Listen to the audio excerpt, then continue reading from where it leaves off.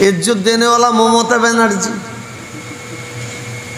ना बुद्धदेव भट्टाचार्य ना অধীর চৌধুরী কত বড় প্রশ্ন করেছি এইগুলো তো আমরা ভুল করি এই আমরা যখন আল্লাহ বলছি তাতে আল্লাহ খুশি হয়ে যেতে পারে হ্যাঁ আল্লাহ যার উপর খুশি হয়ে যাবে তার দিন দুনিয়ায় দুটো জায়গায় শান্তি আর শান্তি এখানে আমাদের জবান খুলছে না আর যদি এখনই বলা হয় বন্দে মাতারাম ইনকিলাব জিন্দাবাদ হ্যান করেঙ্গা ত্যাং করেঙ্গা কাদের গলা ফাটাবে কোন জাত গলা ফাটাবে জানি না আমরা মুসলমান গলা ফাটাতে প্রস্তুত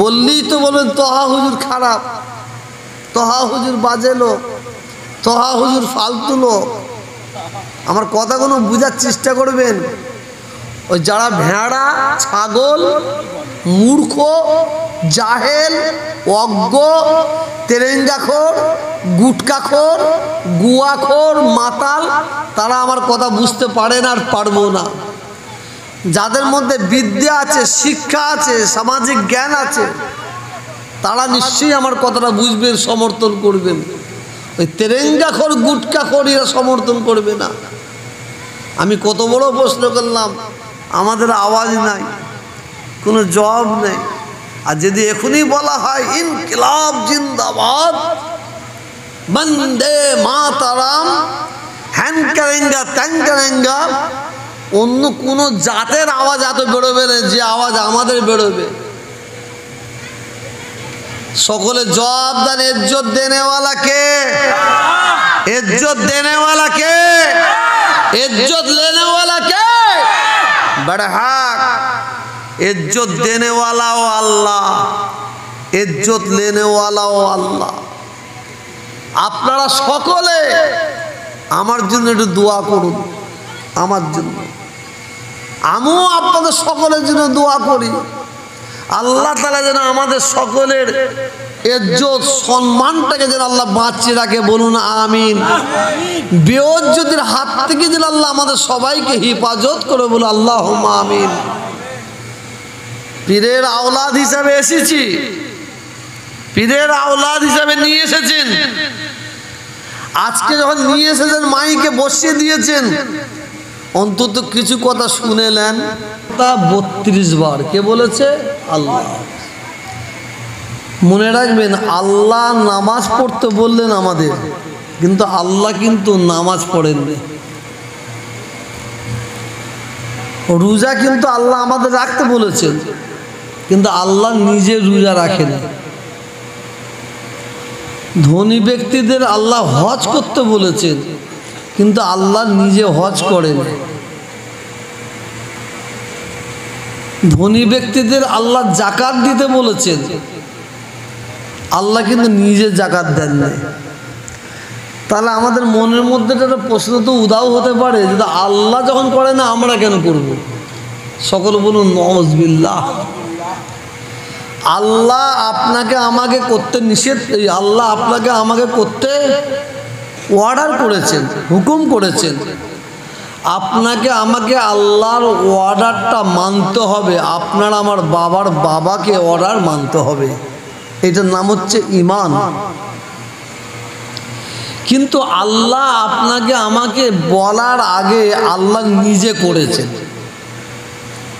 এগুলো আল্লাহ আমাদের বলেছেন কিন্তু আল্লাহ করেন না কিন্তু একটা জিনিস আল্লাহ নিজে করেছেন তারপরে আমাদের বলেছেন ইন্নাল্লাহা ওয়া মালাইকাতাহু ইসাল্লুনা আলান নবী আল্লাহ বলছেন আমি এবং আমার মালাইকা ফেরেশতারা আমার হাবিবের উপর দরুদ পড়ি বলুন সুবহানাল্লাহ ইয়া ইয়া আইয়ুহাল্লাযীনা আমানু সাল্লু আলাইহি ওয়া সাল্লিমু তাসলিমা হে আমার বিশ্বাসী বান্দা বান্দীগণ তোমরাও আমার হাবিবের উপরে বেশি বেশি করে দরুদ পড়ো আগে কে পড়েছে রাসূলের উপর দরুদ কে পড়েছে জোরে বলুন আল্লাহ তারপরে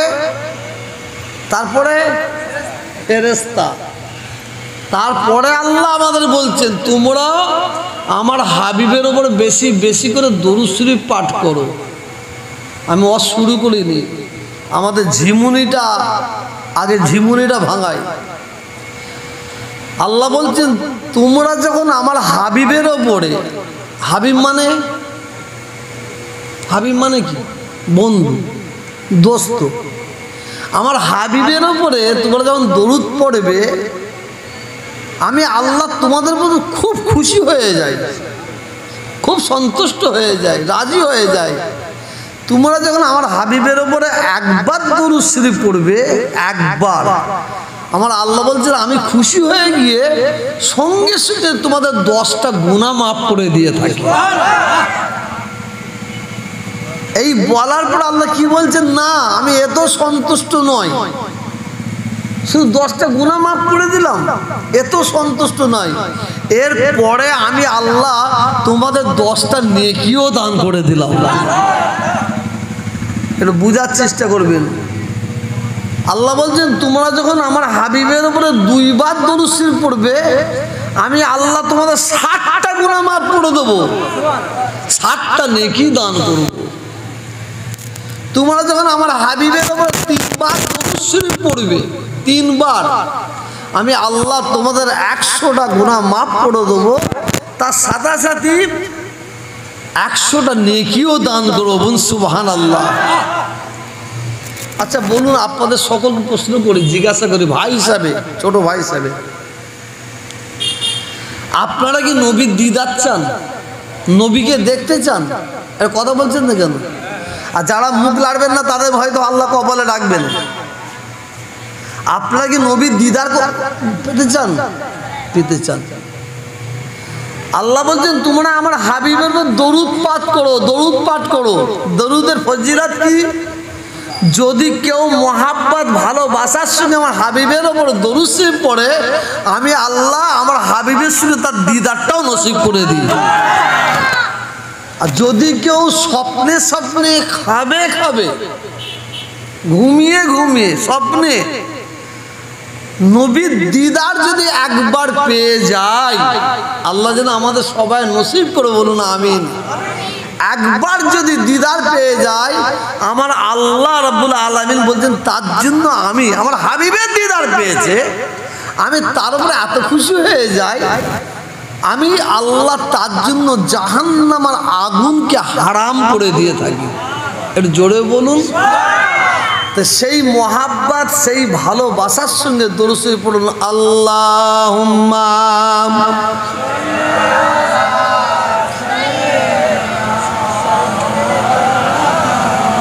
ওয়ালা আলি সাইয়্যিদিনা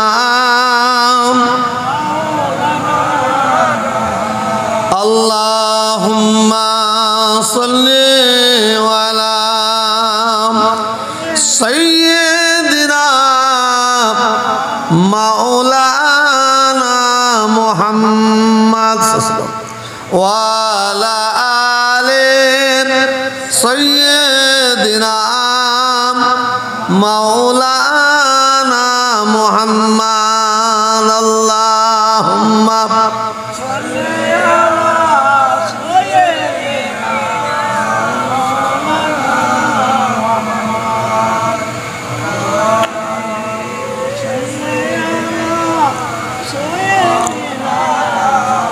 লোক আসিবে দেখতে আমায়,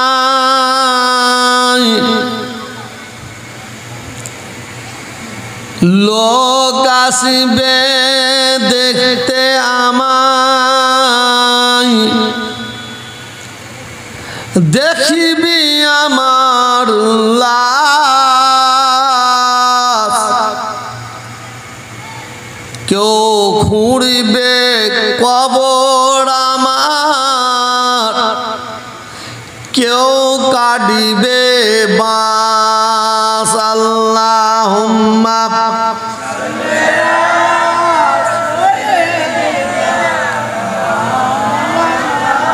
ওয়ালা আলি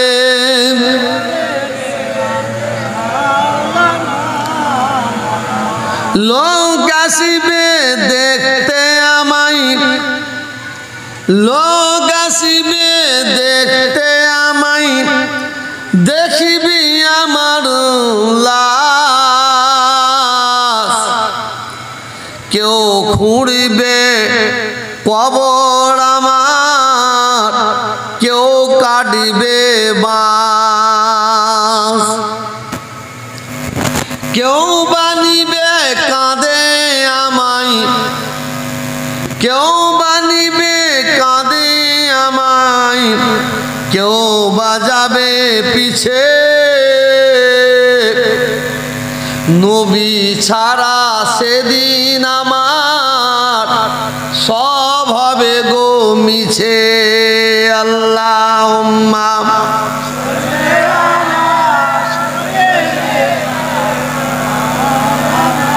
ওয়ালা আলি।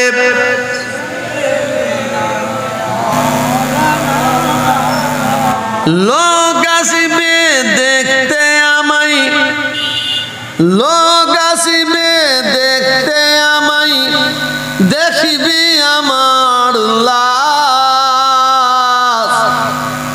কেউ খুঁড়িবে কবর আমার, কেউ কাটিবে বাঁশ। কেউ করাবে গোসল আমায়, কেউ করাবে গোসল আমায়, কেউ করাবে দাফন। আল্লাহ ছাড়া সেদিন আমার কেউ হবে না আপন। আল্লাহুম্মা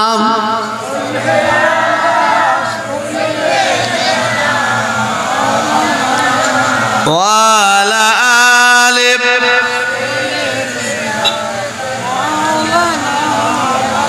লোক আসিবে দেখতে আমায়, লোক আসিবে দেখতে আমায়, দেখিবে আমার লাশ। কেউ খুঁড়িবে কবর আমার, কেউ কাটিবে বাঁশ। কেউ করাবে গোসল আমায়, কেউ করাবে গোসল আমায়, কেউ করাবে দাফন। আল্লাহ ছাড়া সেদিন আমার কেউ হবে না আপন। আল্লাহুম্মা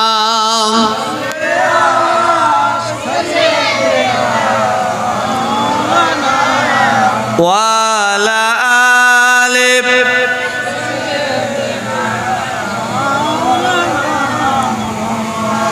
পিয়ারে হাজির মাইলেস উপস্থিত আমার ভাইজানেরা, আমার নামাজি পরেজগারি মুক্তাদি আমার আল্লাহওয়ালা ভাইয়েরা, পর্দার আড়ালের আমার মা ও বোনেরা, সর্বপ্রথমে আল্লাহ তাআলার দরবারে লাখ লাখ কোটি কোটি শুকর আদা করে নি। রব্বুল আলামিন দয়াময় আল্লাহ তাআলা আমাকে আপনাদের সম্মুখে হাজির করেছেন, বলুন আলহামদুলিল্লাহ। আল্লাহ তাআলার দরবারে আরো শুকর আদা করে নি। আল্লাহ তাআলা আপনাদের সকলকে এবং আমাকে এই পাক পবিত্র মজলিসে বসার জন্য সৌভাগ্য দান করেছেন, বলুন আলহামদুলিল্লাহ। আল্লাহ তাআলার দরবারে আরজু তামান্না আশা রব্বুল আলামিন দয়াময় আল্লাহ তাআলা যেন রহমত করে দয়া করে আমার রসুল পাক সাল্লাল্লাহু আলাইহি ওয়াসাল্লামের কদমের ওসিলায় আমাদের ক্ষুদ্র মিলাদুল মাহফিল দোয়া খায়রে মজলিসকে যেন আল্লাহ কবুল করে নেন, বলুন আল্লাহুম্মা আমিন। ওয়াজ বুঝে নিবার জিনিস বুঝে নিবার চেষ্টা করবেন, আকেল মন করে ইশারাই কাফি। বেশি লম্বা চওড়া আলোচনা নয়, সংক্ষেপে খুব জরুরত, খুব দরকারি যে কথাগুলো বলার বলে আপনাদের কাছ থেকে বিদায় নেব।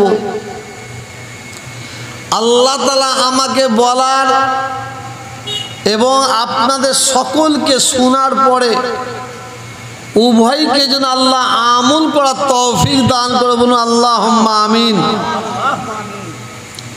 তবে আমি আমার জীবনে যত জায়গায় ওয়াজ নসিহত করতে যাই, প্রত্যেকটা জায়গায় আগে একটা কথা জিজ্ঞাসা করি, আর এই কথাটা না বলে কোথায় আমি ওয়াজ করি না। ওয়া আম্মা বিনিমাতি রাব্বিকা ফাহাদ্দিস, আল্লাহ শুকর করে বলছি, গর্ব করে নয়, অহংকার করে নয়। আল্লাহ তাআলা আমাকে ভারতবর্ষের এমন একটা কোনো রাজ্য নাই যে রাজ্যে আল্লাহ আমাকে নিয়ে যায়নি বলে আমার জানা নাই। হাওড়া, হুগলি, মেদিনীপুর, বাঁকুড়া, মুর্শিদাবাদ, কুচবিহার, পশ্চিম দিনাজপুর, উত্তর চব্বিশ পরগনা, দক্ষিণ চব্বিশ পরগনা, বোম্বে, দিল্লি, আহমেদাবাদ, এলাহাবাদ, পাঞ্জাব, মিরাট, গুজরাট, চেন্নাই, উড়িষ্যা, লখনউ, হায়দ্রাবাদ, আহমেদাবাদ, মুরাদাবাদ, কত রাজ্যের কথা বলবো, আল্লাহ আমাকে নিয়ে গেছেন। ভারতের বাইরে পৃথিবীর অনেক দেশে আল্লাহ আমাকে নিয়ে গেছেন। দুবাই, আবুধাবি, কাতার, চাইনা, বাংলাদেশ, আল্লাহ আমাকে নিয়ে গেছেন। আপনাদের দোয়ায়, আপনাদের মা বাপের দোয়ায়, আমার পীর মুর্শিদের দোয়ায়, আমার আব্বাজান আম্মাজানের দোয়ায় আল্লাহ আমাকে একবার নয়, দুবার নয়, চারবার নয়, ছবার নয়, আটবার মক্কা শরীফ, মদিনা শরীফে নিয়ে গেছেন, হজ করিয়েছেন। এই যে আমার হাত দুটো দেখছেন, এই দুটো হাত দিয়ে বারে বার আল্লাহর কাবা শরীফকে জড়িয়ে ধরেছি, বুক দিয়ে আঁকড়ে ধরেছি। আল্লাহর বাইতুল্লাহ কাবা শরীফের সম্মুখে, অর্থাৎ একটা কাবা শরীফের কোনায় একটা গোল পাথর আছে, যে পাথরটার নাম হচ্ছে হাজরে আসওয়াদ। কি বললাম? হাজরে আসওয়াদ।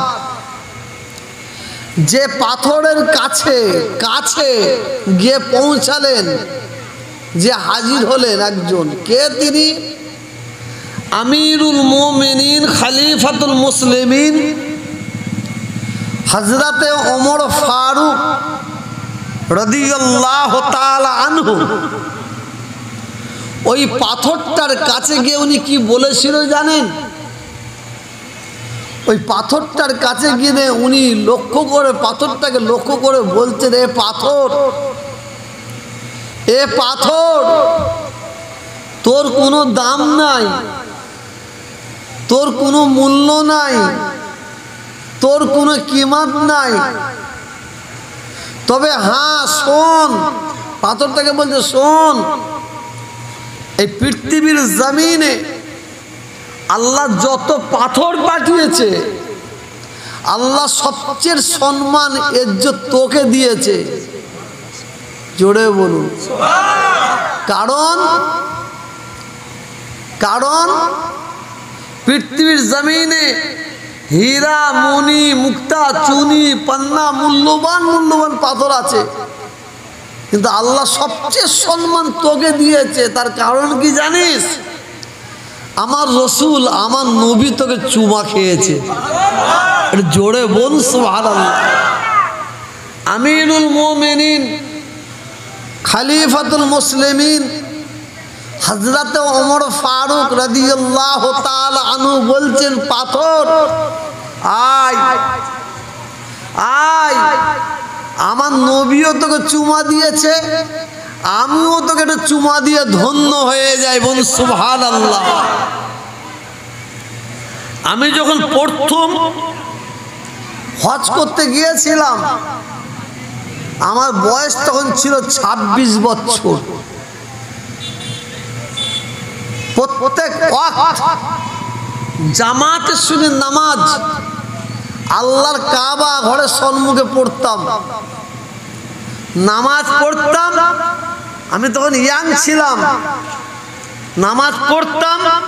নামাজ পড়ার পরেই আমার কাজ ছিল হাজরে আসওয়াদের চুমা খাওয়া, যে জায়গায় রসুল চুমা দিয়েছেন। এই মুখ দিয়ে 100-এরও অধিকবার আল্লাহ আমাকে চুমা দিয়েছেন, 100-এর বেশি।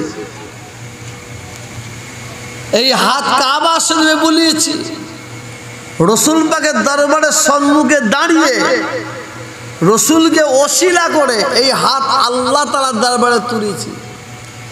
আজকে এখানে যত ভাই দাঁড়িয়ে আছেন, বসে আছেন, পর্দার আড়ালে যত মা বোনেরা আছেন, আমি প্রত্যেকের জন্য আল্লাহর কাছে দোয়া চাইছি, আল্লাহ তাআলা যেন আমাদের সকলকে জীবনে অন্তত একটিবার করে হলেও যেন আল্লাহ হজ করার তৌফিক দান করে। বলুন আমিন।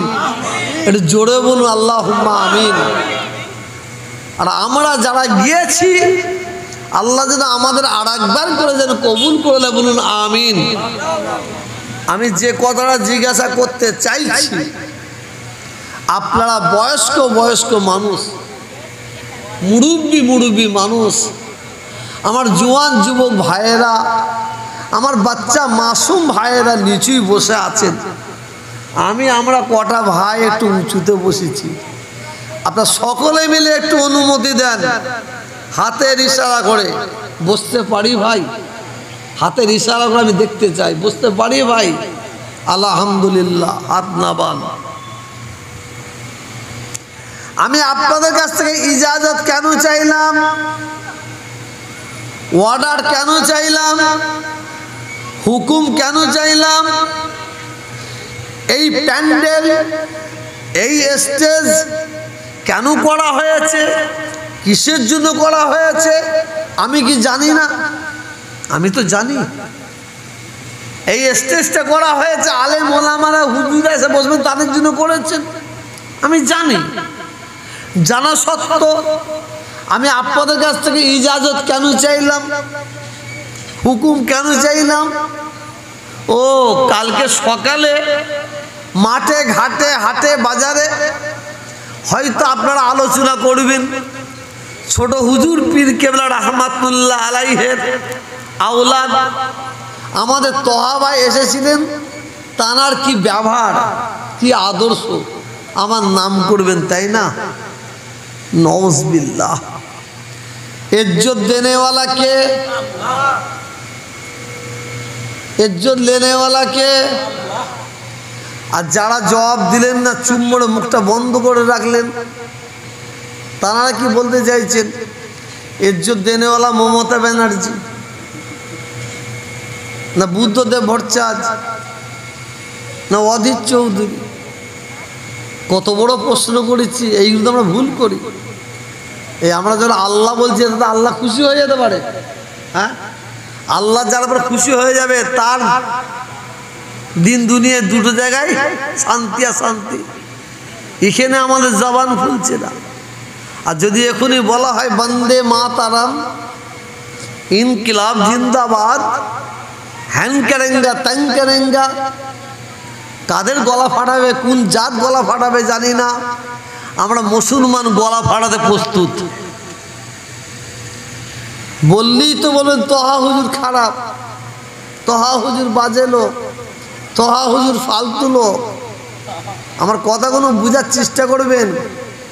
ওই যারা ভেড়া, ছাগল, মূর্খ, জাহেল, অজ্ঞ, তেরেঙ্গাখোর, গুটকাখোর, গুয়াখোর, মাতাল, তারা আমার কথা বুঝতে পারে না আর পারবো না। যাদের মধ্যে বিদ্যা আছে, শিক্ষা আছে, সামাজিক জ্ঞান আছে, তারা নিশ্চয়ই আমার কথাটা বুঝবেন, সমর্থন করবেন। ওই তেরেঙ্গাখোর, গুটকাখোর এরা সমর্থন করবে না। আমি কত বড় প্রশ্ন করলাম, আমাদের আওয়াজ নাই, কোনো জবাব নেই। আর যদি এখনই বলা হয় ইনকিলাব জিন্দাবাদ, বন্দে মাতারাম, হ্যান কারেঙ্গা ত্যাং কারেঙ্গা, অন্য কোন জাতের আওয়াজ এত বেরোবে না যে আওয়াজ আমাদের বেরোবে। সকলে জবাব দেন, ইজ্জত দেনেওয়ালা কে? ইজ্জত দেনেওয়ালা কে? ইজ্জত লেনেওয়ালা কে? বড় হক ইজ্জত দেনেওয়ালাও আল্লাহ, ইজ্জত লেনেওয়ালাও আল্লাহ। আপনারা সকলে আমার জন্য একটু দোয়া করুন, আমার জন্য। আমিও আপনাদের সকলের জন্য দোয়া করি, আল্লাহ তাআলা যেন আমাদের সকলের ইজ্জত সম্মানটাকে যেন আল্লাহ বাঁচিয়ে রাখে। বলুন আমিন। বেইজ্জতির হাত থেকে যেন আল্লাহ আমাদের সবাইকে হেফাজত করে, বলুন আল্লাহুম্মা আমিন। পীরের আওলাদ হিসাবে এসেছি, পীরের আওলাদ হিসাবে নিয়ে এসেছেন। আজকে যখন নিয়ে এসেছেন, মাইকে বসিয়ে দিয়েছেন, অন্তত কিছু কথা শুনেলেন। মাইকে যখন বসেছি অতি সহজে তো আমি উঠব না। যদি আমার কথা পছন্দ না হয়, আপনারা সবাই মিলে কসম খেয়ে নেবেন, আল্লাহর কসম খেয়ে নেবেন, সব হুজুরের ছেলেকে নিয়ে আসবো, এই তোহা হুজুরকে নিয়ে আসবো না। আর আমিও বুড়ো আঙুল দেখি বলছি আমার বয়ে গেল। আমি যতটুকু আলোচনা করব আপনাদের সম্মুখে, এখানে যারা দাঁড়িয়ে আছেন, বসে আছেন, প্রত্যেককে আমি আমার মায়ের পেটের ছেলে মনে করে আলোচনা করব। আর আপনারা যত ভাই আমার বক্তব্য শুনছেন, আপনারাও আপনাদের মায়ের পেটের ছেলে মনে করুন আমাকে। ওয়াজ শুনলে হবে না,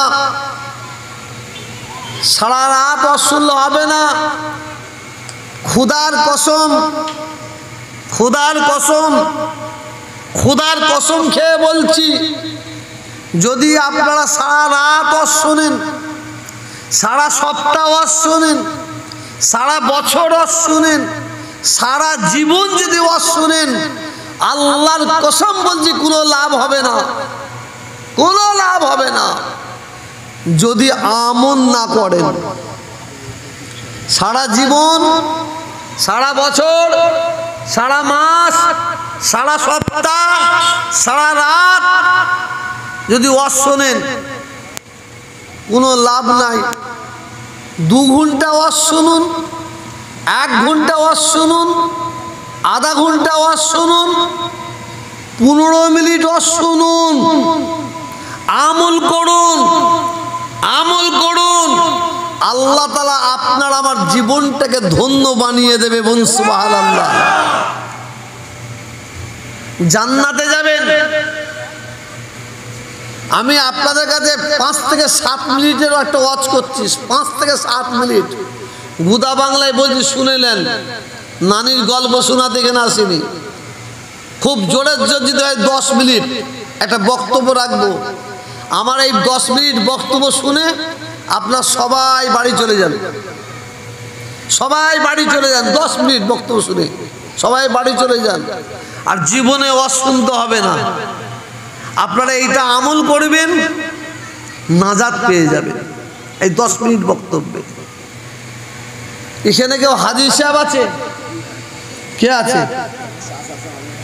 আপনি আছে, দিনী আছে, আর কেউ আছে? হাত তুলুন যদি থাকেন। মাশাআল্লাহ, মাশাআল্লাহ। মনোযোগ দিয়ে শুনুন। মদিনা শরীফ, আমার রাসূল পাক সাল্লাল্লাহু আলাইহি ওয়াসাল্লামের রওজা মুবারকের পাশে এই যে স্টেজটা দেখছেন, এর চার হাত পাঁচেক বড় হবে। রাসূল পাক সাল্লাল্লাহু আলাইহি ওয়াসাল্লামের রওজা মুবারকের অপোজিটে পাশে একটা জায়গা আছে। ওই জায়গাটার নাম শুনুন, ওই জায়গাটার নাম হচ্ছে আসহাবে সুফা। হাই সাহেব দেখেছেন? দেখেছেন না? দেখেছেন না? আসহাবে সুফা। ওই জায়গায় আল্লাহ রসুল সাহাবাদের সঙ্গে বসে কথাবার্তা বলতেন, আলোচনা করতেন। ওই জায়গাটা মেন জায়গা কি জানেন? শুনে নেন।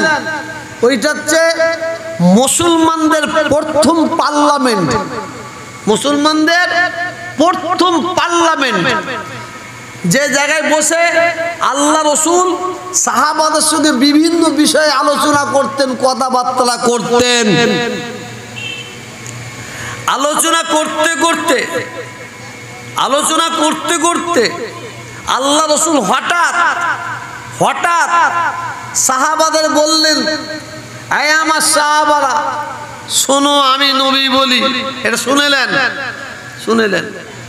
শোনো, আমি নবী বলি, যদি কেউ জীবনে নামাজ না পড়ে, যদি কেউ জীবনে নামাজ না পড়ে, যদি কেউ জীবনে হজ না করে, যদি কেউ জীবনে যাকাত না দেয়, আল্লাহ রসুল বলছেন, আমি নবী বলি, শোনো, ওই ব্যক্তিরও জান্নাতে যাওয়া সম্ভাবনা আছে। জান্নাতে যাওয়া, আমার কথা শুনছেন? জান্নাতে যাবেন বলেছেন, সম্ভাবনা আছে। ভালো করে ফের বলছি, অনেক ফচকে ফাচকা মৌলী সাহেব এগেলে চ্যাটাং ফ্যাটাং করবে। ফের বল, শুনুন, আল্লাহ রসুল বলছেন, যদি কেউ, আমার সাহাবারা শোনো, যদি কেউ জীবনে নামাজ না পড়ে, রোজা না রাখে, ধনী লোকেরা হজ না করে, ধনী লোকেরা যাকাত না দেয়, তার জান্নাতে যাওয়া সম্ভাবনা আছে, সে যেতে পারে জান্নাতে। এর পরের কথাটা শুনুন, আল্লাহ রসুল বলছেন, শোনো, আমি নবী বলি, যদি কেউ জীবনে মিথ্যা কথা বলে, তার জান্নাতে যাওয়ার সম্ভাবনা নাই। চলে যান এইবার, আর মজলিসে বসতে হবে না, আর মজলিস বসতে হবে না। কিছু বুঝতে পারছেন? এইটা আমল করুন। আর একটা শুনবেন, আল্লাহ রসুল সাহাবাদের উদ্দেশ্য করে বলছেন, আমার সাহাবারা, আমি নবী, আমাকে তোমরা দুটো কথা দাও। কথা কটা? জোর, আমার বক্তব্য ভালো লাগছে না, একটু কানে হাত দিয়ে আজ করবো। নবী এই করেছে, পারি আমি, এ অলরাউন্ডার মাল, অত সহজ নয়। কিন্তু কি হবে, আসল পায়ের তলায় ফুড়া হয়েছে আর কপালে ওষুধ দিচ্ছে বাবাজি, কাজে লাগবে? দাঁত যন্ত্রণা করছে আর পায়ের তলায় ওষুধ বুলোচ্ছে, লাভে হবে? যে জায়গায় ওষুধ সেই জায়গায় মারছি আমি, যে জায়গায় ওষুধ সেই জায়গায় ওষুধ দিচ্ছি। শুনুন, আল্লাহ রসুল সাহাবাদের সঙ্গে কথা বলতে বলতে কি বলতে শুনুন, আয় আমার সাহাবারা, আমি নবী, আমাকে তোমরা, মুরব্বী শোনেন, এসব কথা সবসময় বেরোয়নি। আমি নবী, আমাকে তোমরা দুটো কথা দিতে পারবে? কটা কথা? আমি নবী, আমাকে তোমরা দুটো কথা দিতে পারবে? আল্লাহ রসুল বলছেন, সাহাবারা বলছেন, ইয়া রাসূলুল্লাহ, ইয়া হাবিবাল্লাহ, হুজুর, আপনাকে দুটো কথা, কি এমন কথা দিতে হবে আপনি বলুন, আপনি আরজ করুন, আপনি বলুন। আল্লাহ রসুল বলছেন, নাম্বার ওয়ান, দুই জানুর মাঝখানে, বুঝতে পাচ্ছেন, অর্থাৎ গুপ্ত স্থান থেকে, লজ্জা স্থান থেকে, লিগাল স্ত্রী ছাড়া, হালাল স্ত্রী ছাড়া, বৈধ স্ত্রী ছাড়া অন্য কারোর সঙ্গে মিলামিশা করবে না। এক নাম্বার, আমাকে কথা দাও। ইয়া রাসূলুল্লাহ, 2 নম্বরটা কি দিতে হবে? 2 নম্বর, আল্লাহ রসুল বললেন 2 নম্বর, আল্লাহ রসুল একটা সাহাবাকে টেনে নিয়ে গালের মধ্যে দুটো আঙুল ঢুকিয়ে দিলেন, জিভটাকে টেনে বের করলেন, জিভটাকে টেনে নিয়ে বলছেন, আমাকে কথা দাও, এই জিভ দিয়ে কোনোদিন মিথ্যা কথা বলবে না। কিছু বুঝতে পারছেন? শুনছেন? এই জিভ দিয়ে কোনোদিন মিথ্যা কথা বলবে না। কটা কথা হলো? জোরে বলুন, জোরে বলুন। এই দুটো কথা তোমরা দাও আমাকে, আমি নবীও তোমাদের একটা কথা দেবো। সাহাবারা বলেন, ইয়া রাসূলুল্লাহ, ইয়া হাবিবাল্লাহ, হুজুর আমরা এই দুটো কথা আপনাকে দিলাম, আপনি আমাদের একটা কথা কি দেবেন? দেন। আল্লাহ রাসূল বলছেন, যদি আমাকে কেউ, আমার সাহাবারা, আমার উম্মতিরা এই দুটো কথা দিতে পারে, আমি নবী একটা কথা দিচ্ছি, আমি নবী তার জান্নাতের জামিনদার হয়ে যাচ্ছি। জোরে বল সুবহানাল্লাহ। আরো শোনার দরকার আছে? কথা বলেন না, এর পড়ার আওয়াজ শোনার দরকার আছে? হ্যাঁ, আরো শোনার দরকার আছে? আর দরকার নেই তো, চলে যান না এবার।